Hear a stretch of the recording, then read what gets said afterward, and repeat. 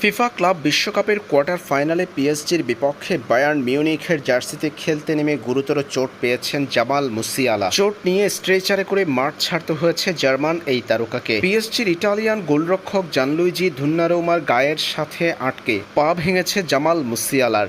ভিডিওতে দেখা যাচ্ছে জামাল মুসিয়ালা বল নিয়ে ক্ষিপ্র গতিতে ঢুকলেন পিএসজির ডিবক্সে। এ সময় পিএসজির এক ডিফেন্ডার তাকে বাধা দিলে তিনি জানলুইজি দোন্নারুমার গায়ের সাথে আটকে পড়ে যান। পিএসজির ইটালিয়ান গোলরক্ষক জানলুইজি দোন্নারুমার গায়ের সাথে আটকে পড়ে তার পায়ের গোড়ালি এবং হাঁটুতে ভয়ঙ্কর চোট পেয়েছেন জামাল মুসিয়ালা। রীতিমতো পা ভেঙেছে তার। বিষয়টি দেখে কান্নায় ভেঙে পড়েন পিএসজির ইটালিয়ান গোলরক্ষক জানলুইজি দোন্নারুমাও। গুরুতর এই চোটের পর আর উঠে দাঁড়াতে পারেননি জামাল মুসিয়ালা। স্ট্রেচারে করে মাঠ ছাড়তে হয়েছে তার। বায়ার্ন মিউনিখের জন্য বিষয়টি যেমন অস্বস্তির তেমন জার্মান জাতীয় দলের জন্যও। কারণ 2026 বিশ্বকাপে জার্মানির হয়ে মাঠ মাতাতে পারবেন কিনা জামাল মুসিয়ালা, ততদিনে সেরে উঠতে পারবেন কিনা সেটা নিয়ে শঙ্কা তৈরি হয়েছে এবার। জামাল মুসিয়ালা সেরে ওঠার সময় এখনও জানা যায়নি।